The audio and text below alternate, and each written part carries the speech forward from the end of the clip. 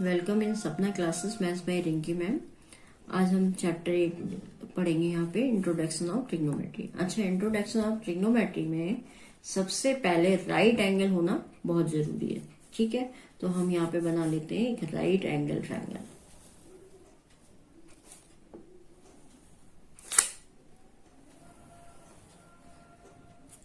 इसका नाम मैंने दे दिया ए, बी और सी।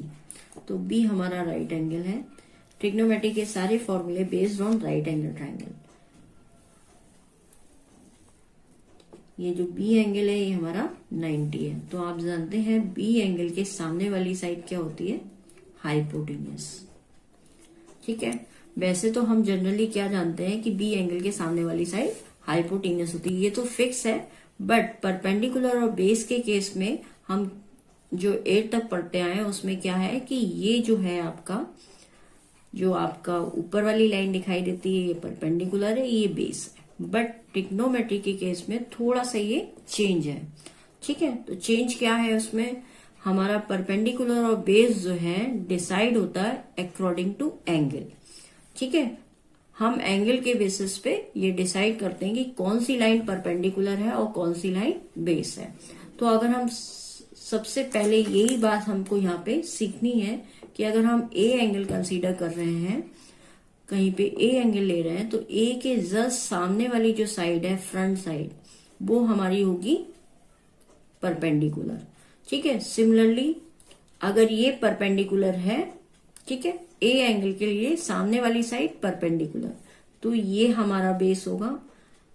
ठीक है, सपोज इसी तरीके से अगर हम एंगल सी को कंसीडर करते हैं तो सी के सामने वाली जो साइड है वो हमारी परपेंडिकुलर है और उससे जो अटैच साइड है वो हमारी बेस है। तो अगर हमें ये अच्छे से पता है तो हमारा कोई भी क्वेश्चन गलत नहीं होगा। तो अभी हम यहाँ पे इसको परपेंडिकुलर और इसको बेस नहीं बोल सकते हैं। इसको परपेंडिकुलर इसको बेस हम तभी बोलेंगे जब हमारा एंगल डिसाइड हो जाएगा। तो अब हम इस पे कुछ फॉर्मूले पढ़ने जा रहे हैं ट्रिग्नोमेट्री के, साइन थीटा कॉस थीटा। तो सबसे पहले हम साइन थीटा की बात करते हैं। तो साइन थीटा हमारा होता है साइन, हम थीटा जो एंगल है हमारा, हम ए कंसीडर कर रहे हैं कि सी। अभी मैं आपको ए एंगल से कंसीडर करके भी बताऊंगी और फिर आपको सी एंगल कंसीडर करके भी बताऊंगी। तो सपोज अगर मैं ए एंगल के अकॉर्डिंग ले रहे हैं तो साइन ए इक्वल टू होता है हमारा परपेंडिकुलर अपॉन हाइपोटेन्यूज। तो 90 एंगल के जस्ट सामने वाली साइड हाइपोटेन्यूज, तो ये तो हमारी फिक्स हो गई। बट परपेंडिकुलर डिसाइड करेगा हमारा एंगल। बिकॉज हमने ए एंगल लिया है इसलिए सामने वाली साइड क्या है? बीसी है। इसलिए हम यहाँ पे परपेंडिकुलर लिखेंगे बीसी और हाइपोटेन्यूज हम लिखने वाले हैं एसी। ठीक है, अब इसी पे मैं आपको बता रही हूं साइन एंगल अगर सी कंसीडर करते हो तो sine A equal to sine C equal to होगा हमारा sine C according to angle C के अकॉर्डिंग हमारी परपेंडिकुलर साइड कौन सी हुई? ए बी, जो कि सी एंगल की फ्रंट साइड है। तो सी एंगल की फ्रंट साइड हमारी क्या है? A B. तो ए बी अपॉन ए सी, क्योंकि मैंने आपको यहाँ फॉर्मूला क्या बताया? Perpendicular upon hypotenuse. C angle के सामने वाली साइड कौन सी है? ए बी है। इसलिए हमारा यहाँ पे क्या आएगा? साइन सी इक्वल टू होगा A B upon A C. Okay, इसी तरीके से अब हम कॉस पढ़ेंगे। तो कॉस ए इक्वल टू क्या होता है? कॉस ए होता है हमारा बेस अपॉन हाइपोटेन्यूज। अब हम कॉस पढ़ने जा रहे हैं। ठीक है, तो कॉस ए इक्वल टू होता है हमारा बेस अपॉन हाइपोटेन्यूज। अब जैसा कि मैंने आपको बताया ए एंगल के सामने वाली साइड क्या है? परपेंडिकुलर है। तो इससे अटैच साइड देखिए, इससे जुड़ी हुई दूसरी जो साइड है वो हमारी बेस होगी। तो यहां पर हमारा सामने वाली साइड परपेंडिकुलर, तो बेस हो गया हमारा A B, A B upon A C. अब हम एंगल सी की भी बात करते हैं। तो कॉस सी, तो सी एंगल के सामने वाली साइड परपेंडिकुलर, तो बेस हमारा हुआ बीसी। ठीक है। और ये होता है बेस अपॉन हाइपोटेन्यूज, इसलिए हम यहाँ पे लिखने जा रहे हैं BC अपॉन AC। हाइपोटेन्यूज हमारी फिक्स है जो कि हमारी AC है, बट परपेंडिकुलर और बेस हमारे क्या होते हैं, अकॉर्डिंग टू एंगल हम चूज करते हैं।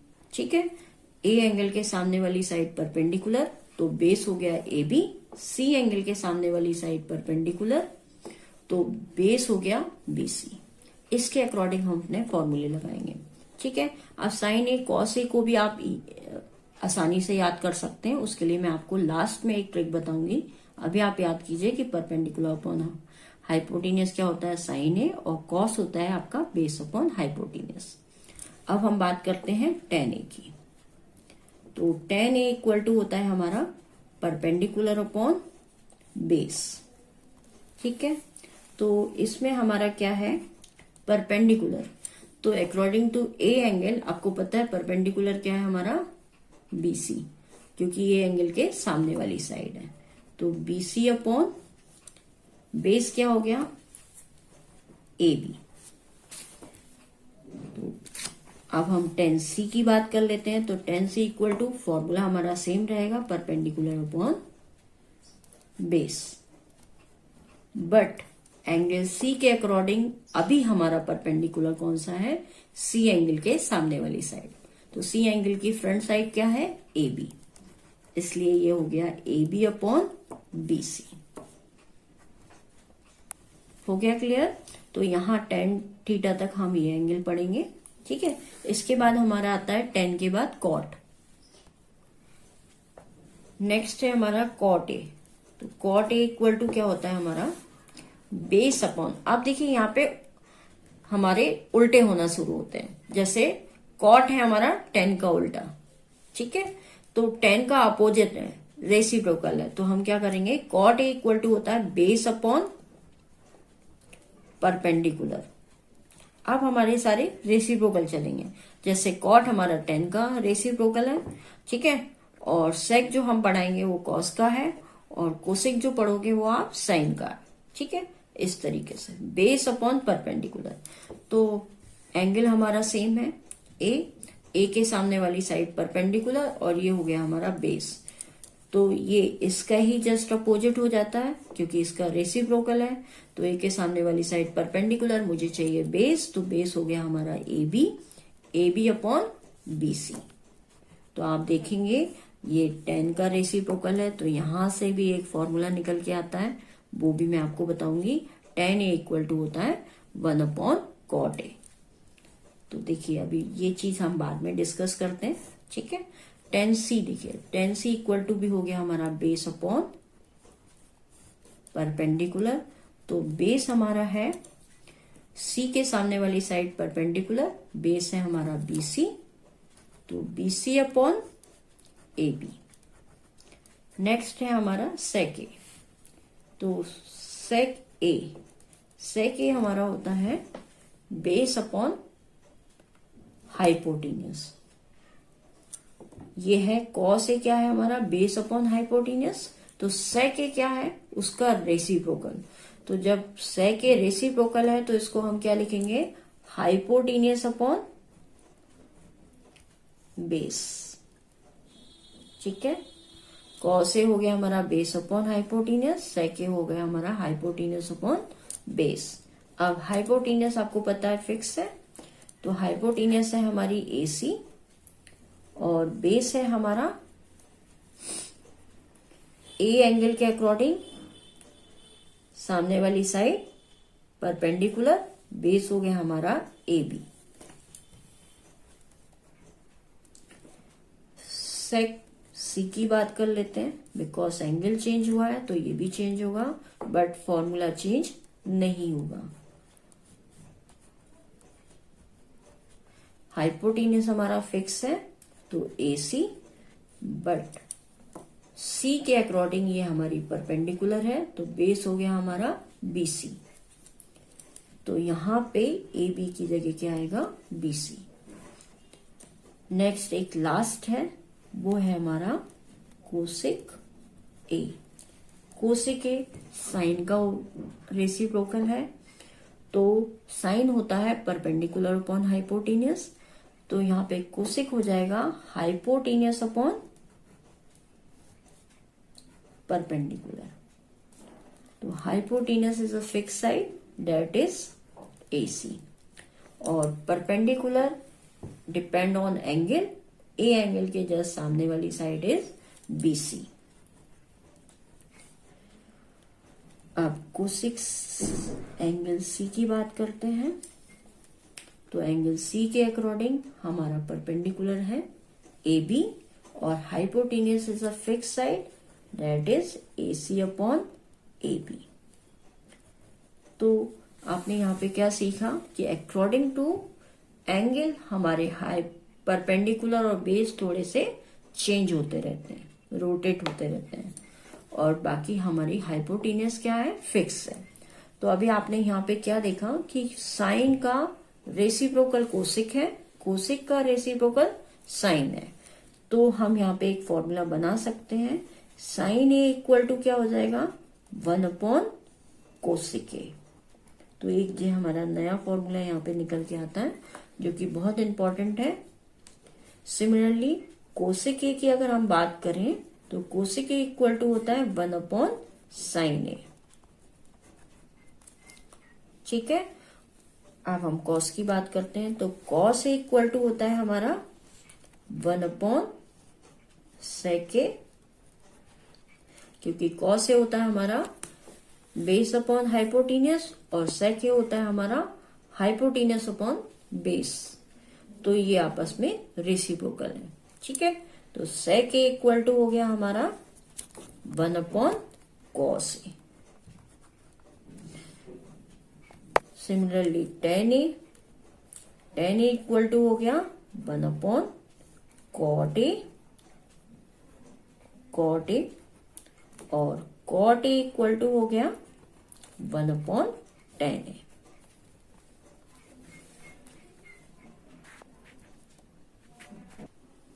हेलो, तो अभी मैंने यहाँ पे क्या देखा हम लोगों ने कि साइन ए क्या है 1 अपॉन कोसेक ए, और कोसेक ए क्या है हमारा 1 upon sine A.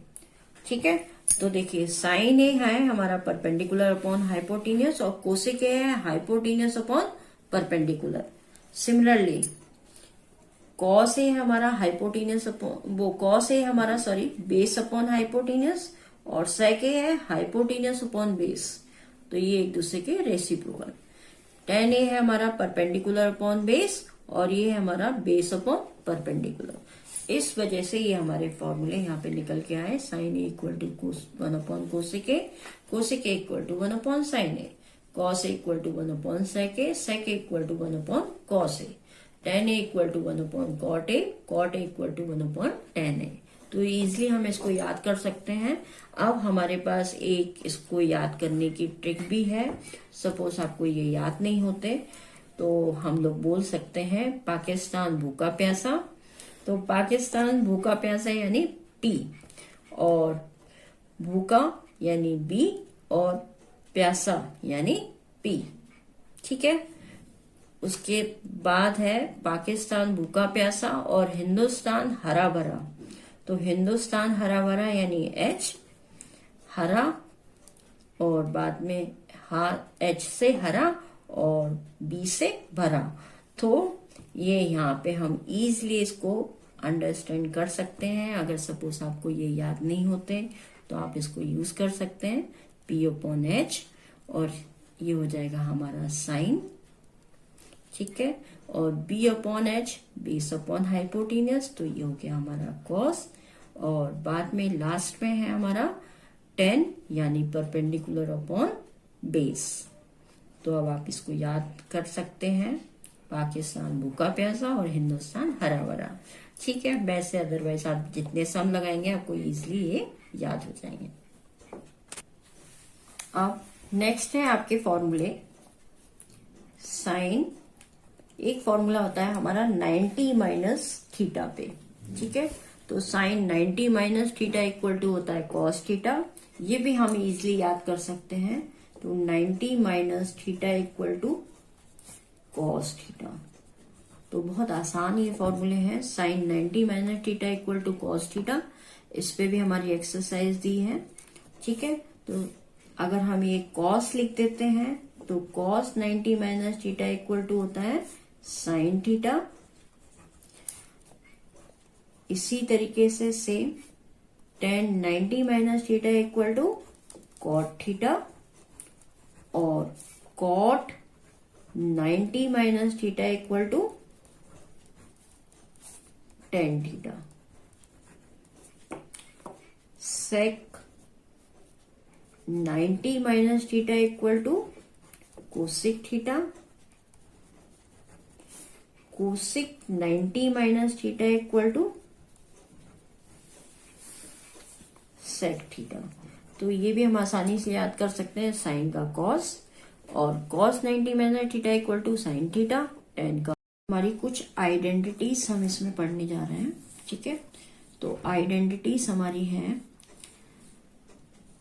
Sign square theta equal to sine square theta plus cos square theta equal to होता है 1।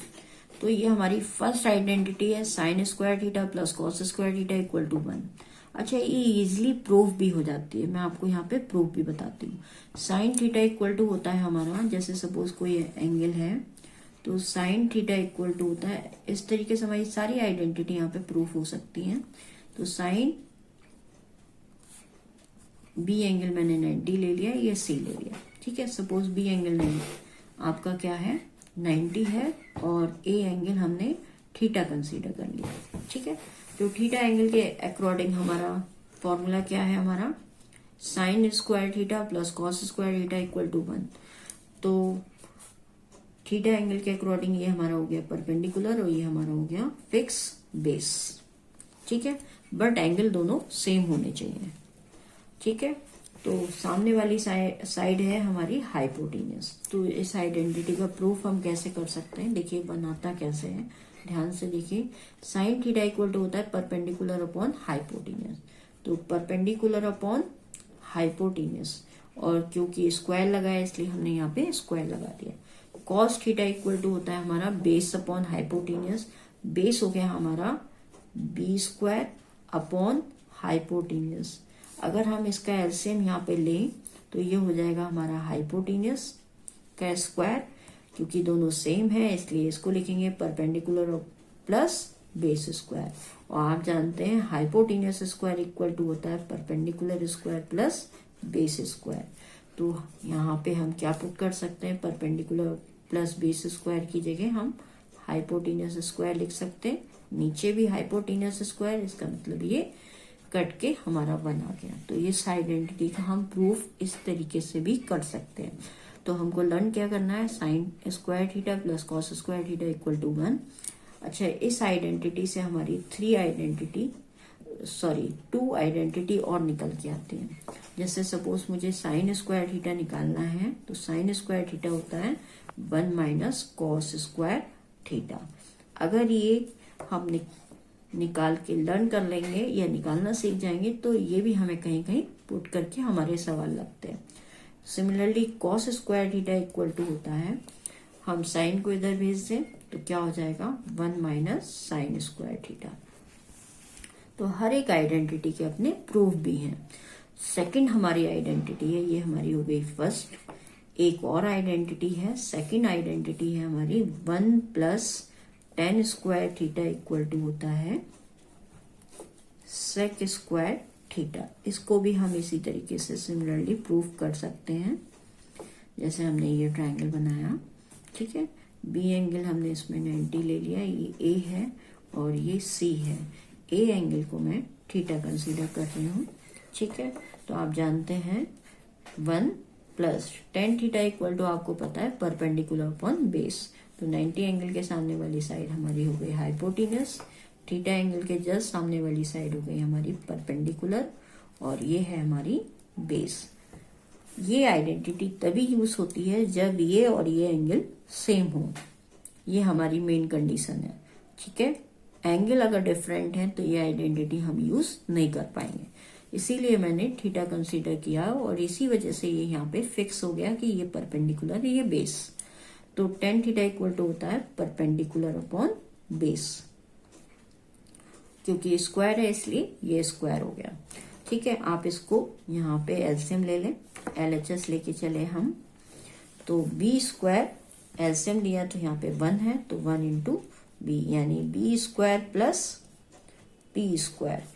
तो P square plus B square equal to hypotenuse, hypotenuse square equal to perpendicular square plus base square. ठीक है, तो sec theta अभी मैंने पीछे back में आपको पढ़ाया था कि सेक थीटा इक्वल टू होता है हाइपोटेन्यूस अपॉन बेस। तो ये हमारा हो गया सेक थीटा, और क्योंकि इसका स्क्वायर है तो ये स्क्वायर हो गया। ये यहाँ पे आप स्क्वायर देख रहे हैं, हाइपोटेन्यूस अपॉन बेस का हम यहाँ पे स्क्वायर लिख सकते हैं। हाइपोटेन्यूस अपॉन बेस को हमने लिखा सेक और इस पे लगा दिया स्क्वायर, इसलिए ये होता है हमारा सेक स्क्वायर थीटा। तो ये आपका हो गया आइडेंटिटी का प्रूफ। इससे भी हम दो अदर आइडेंटिटी निकालते हैं। सपोज हमें निकालना है टेन स्क्वायर थीटा, तो tan square theta equal to होगा सेक स्क्वायर थीटा। 1 को आप इधर ले जाएं तो क्या हो जाएगा सेक स्क्वायर थीटा -1।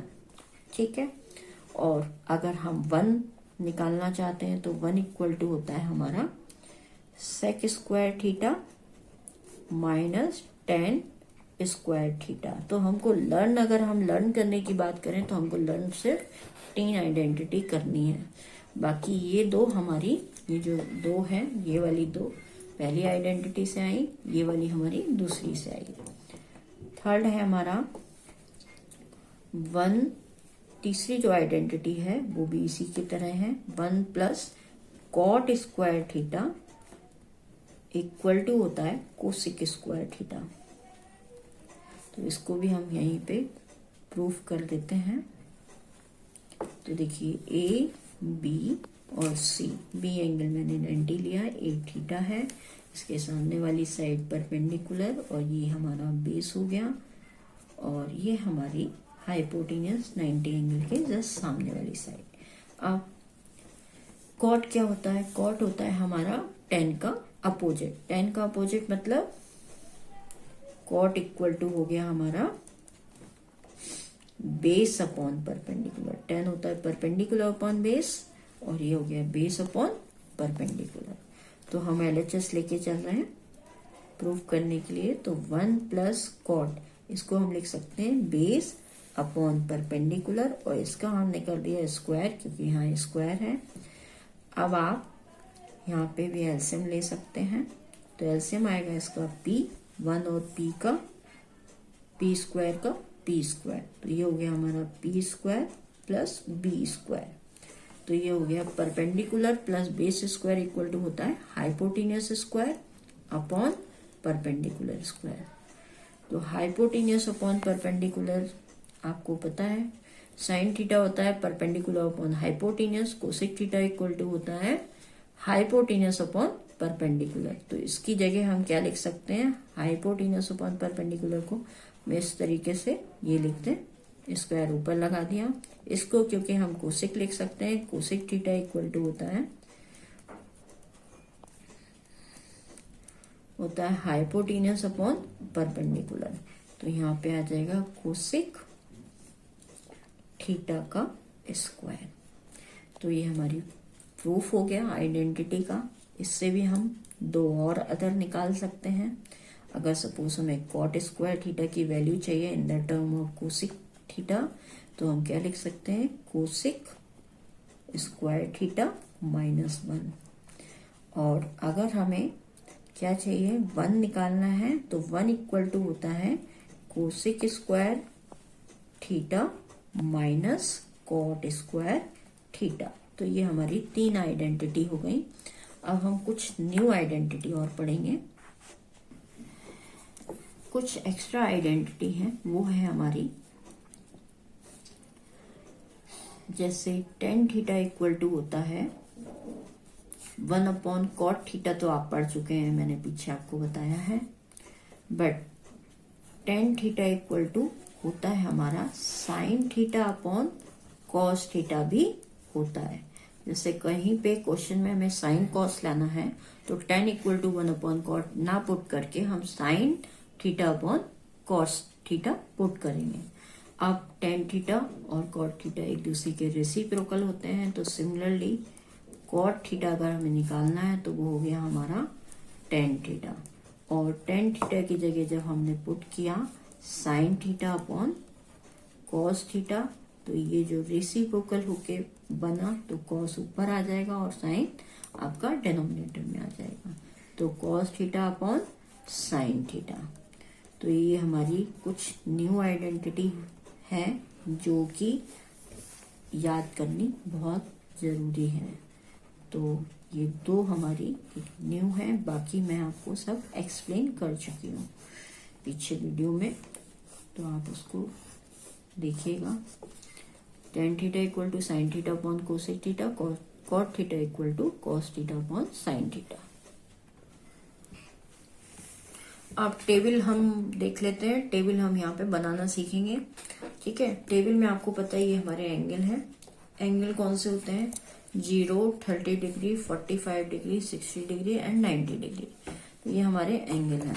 तो हम टेबल बहुत आसानी से बना सकते हैं, हमको लर्न करने की जरूरत भी नहीं है, लेकिन लर्न होगा तो ज्यादा बेटर रहेगा। बट अगर बाई चांस हमें याद नहीं है तो हम एग्जाम में कैसे बना लें बैक पेज पे, तो वो मैं आपको बताती हूँ। सबसे पहले क्या है, आपके एंगल 0 से लिखना शुरू करते हैं हम नंबर 0, 1, 2, 3, 4।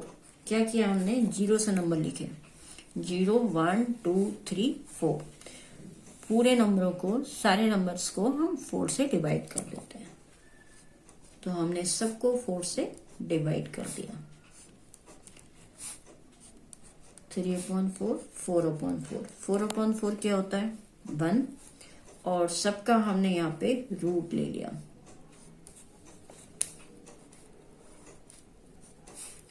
यहाँ पे भी हमने रूट लिया और यहाँ पे भी हमने रूट ले लिया और ये भी हमने रूट ले लिया। जरा ध्यान से देखिए, 0/4 क्या हुआ? 0। 1/4 का जब हमने स्क्वायर रूट लिया तो ये हो गया हमारा 1/2। इसका जब हमने कट करके इसको लिया तो ये आएगा 2, और यहाँ पे हो जाएगा इसको 1/√2। ये हो जाएगा हमारा √3, और ये सॉल्व हो के आएगा 2, और ये 4/4 1, और 1 का स्क्वायर रूट इज 1। अब साइन की जो वैल्यू है वो हमारी क्या रहेंगी? 0 है तो साइन 0 की वैल्यू 0, साइन 30 की वैल्यू 1/2, साइन 45 की वैल्यू 1/√2, एंड साइन 60 की वैल्यू √3/2, और साइन 90 की वैल्यू 1। ठीक है, तो ये तो हमारी साइन की वैल्यू किससे निकल आई? हमने क्या किया? 0, 1, 2, 3, 4 किया, सबको 4 से डिवाइड किया, सबका स्क्वायर रूट लिया और यहाँ पे हमने सॉल्व कर लिया। तो ये आया हमारा 0, ये 1/2, ये 1/√2 और 1/√3/2 और ये 1। तो ये हमारी साइन डायरेक्ट आ गई। अब हमें जब इसको कोसेक बनाना है तो हम थोड़ा सा चेंज करेंगे। जो 90 की वैल्यू है वो 0 की हो जाएगी कॉस में, और जो 0 की वैल्यू है वो 90 की हो जाएगी। तो जस्ट लाइक दिस, इस तरीके से हम इसको एक्सचेंज कर देंगे। तो 0 जहां लिखा है, ठीक है, यानी 0 की जो वैल्यू है वहां हम 90 की लिख देंगे, साइन 90 की वैल्यू। तो साइन 90 की वैल्यू क्या होती है? 1। तो ये इस तरफ आ जाएगी, ये इस तरफ आ जाएगी। तो देखिए ये हम 1 लिख रहे हैं, और ये वाला 0 इधर पहुंच गया तो ये हो गया हमारा यहाँ 0। यही काम हम यहाँ पे भी करने वाले हैं। ये इधर मूव करा देंगे और ये इधर मूव करा देंगे। तो जब हमने ये मूव इधर कराया तो cos 30 की वैल्यू हो गई √3/2, और cos 60 की वैल्यू हो गई 1/2, और ये क्योंकि 45 की वैल्यू है तो ये ऑलवेज फिक्स होगी, तो ये यहाँ पे नीचे ही रहेगी। एनी डाउट, कोई प्रॉब्लम? यहाँ पे ये इस तरीके से मूव हम करा देंगे तो ये यहाँ पे हो जाएगी। अच्छा, tan a क्या होता है? आपने फॉर्मूला पढ़ा है, tan A इक्वल टू होता है साइन A अपॉन कॉस ए। तो साइन A अपॉन कॉस ए इसी फॉर्म में लिखा हुआ रखा है आपके सामने। तो साइन A अपॉन कॉस ए, ठीक है। तो 0/1, बस आपने माइंड में सोच लीजिए कि ये यहाँ पे एक डिवाइड की लाइन है। तो 0/1 क्या होता है? 0। तो tan A हो गया हमारा 0, ठीक है। अब tan 30 क्या होगा? sin 30 upon cos 30। ये ऊपर नीचे लिखा हुआ है, ये 2 से 2 कैंसिल हो जाएगा, और ये 2 से जब 2 कैंसिल हो गया तो tan 30 की वैल्यू हो गई 1/√3। इसको मैं थोड़ा सा एक्सप्लेन अभी बाद में और कर दूंगी, पहले आप देख लीजिए यहाँ पे। इसी तरीके से ये दोनों अगर कट होंगे sin A अपॉन कॉस ए, तो यहाँ पे क्या आएगा? 1। इसलिए tan 45 की वैल्यू होती है 1। tan 60 की वैल्यू, जब आप इसको यहाँ पे डिवाइड समझ लीजिए और ये कैंसिल हो जाएंगे, तो ये होती है √3। तो tan 60 की वैल्यू होती है √3, और 1/0 you know not defined number, तो ये हो गया हमारा नॉट डिफाइंड नंबर।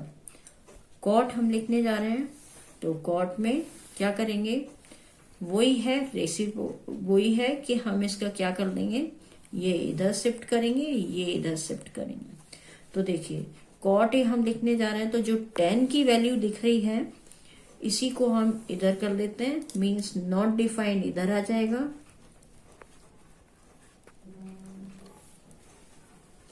और यहाँ पे 0 शिफ्ट हो जाएगा। तो ये हमने इस तरफ शिफ्ट की, ये इस तरफ शिफ्ट की। यहाँ पे भी यही करने वाले हैं, √3 इधर आ जाएगा इस साइड, और 1/√3 इस साइड शिफ्ट हो जाएगा, और 1 को तो बीच में ही रहना है, ठीक है। तो ये हमारी कॉट की वैल्यू हो गई। सेक के बारे में हम क्या करेंगे? सेक होता है हमारा 1/cos ए। पीछे फॉर्मूला क्या पड़ा है? 1/cos ए।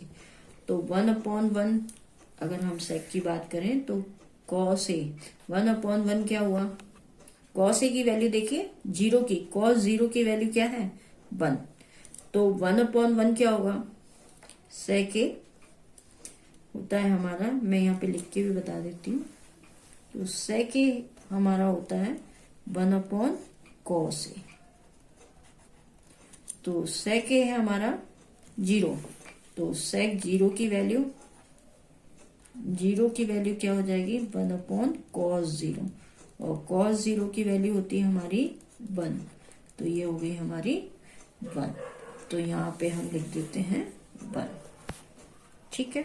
इसके बाद 1/1 जब हम करेंगे cos 1/1, तो ये उल्टा हो जाएगा। तो सेक ए हमारा हो गया 1/sec 30 की अगर हम बात करें तो ये हो गया हमारा 1/cos 30, और cos 30 यानी इसका रेसिप्रोकल होना है। इट मीन्स √3/2 का रेसिप्रोकल हो गया हमारा 1/√3/2 यानी 2/√3। तो ये जस्ट cos की सारी वैल्यू रेसिप्रोकल करके लिखनी है हमें, क्योंकि 1/, ये आएगी तो 2 ऊपर शिफ्ट हो जाएगा और ये नीचे आ जाएगा। तो ये हो गया हमारा 2/√3, ठीक है।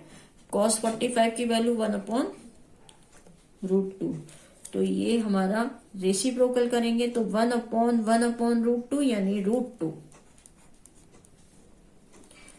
cos 60 की वैल्यू है हमारी 1/2, तो ये जब हम इसको भी रेसिप्रोकल करेंगे तो ये हमारा हो जाएगा 2। 1/1/2 यानी 2, और cos 90 की वैल्यू 0 होती है, तो 1/0। 1/0 मीन्स नॉट डिफाइंड।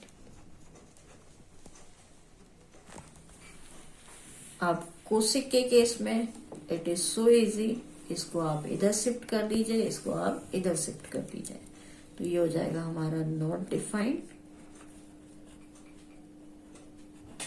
और ये हो गया हमारा 1। ठीक है, अब ये हो गया हमारा, इस साइड आया तो ये हो गया 2 और ये हो गया हमारा 2/√3 और ये तो बीच में सेम रहेगा। तो आई होप आपको ये टेबल बनाना समझ में आया होगा।